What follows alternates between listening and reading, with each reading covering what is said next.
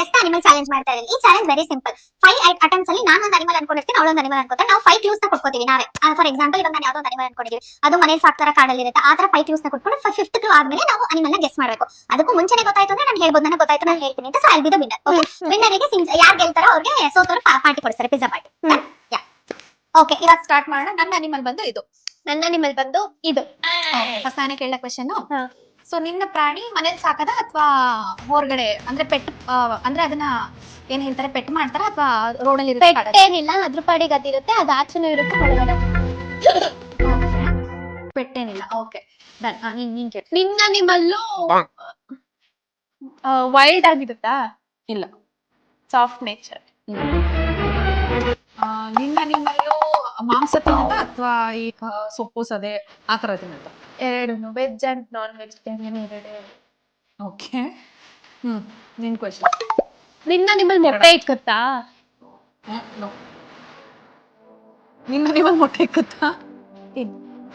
Okay, 3 ಆಗೋಯ್ತಾಗ್ಲೇ. ಒಂದು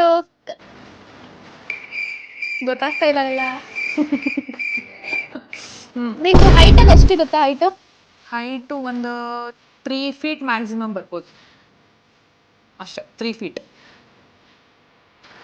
ನೀನು ಡಾಗ? No, wrong. ನಿಂದು ಕ್ಯಾಟಾ? ಇಲ್ಲ, ದೊಡ್ಡದಾಗೆ ಇರುತ್ತೆ. ಯಾವ್ದದು? ಆಚೆನೂ ಸಾಕು ಮನೇಲೂ ಸಾಕು ಅಂತದ್ದು, ಎರಡೂ ತಿನ್ನುತ್ತೆ. ಯಾವ್ದೇ? ನಿಂದಕ್ಕೆ ಎಷ್ಟು ಲೆಗ್, ಎಷ್ಟು ಹ್ಯಾಂಡ್? 4.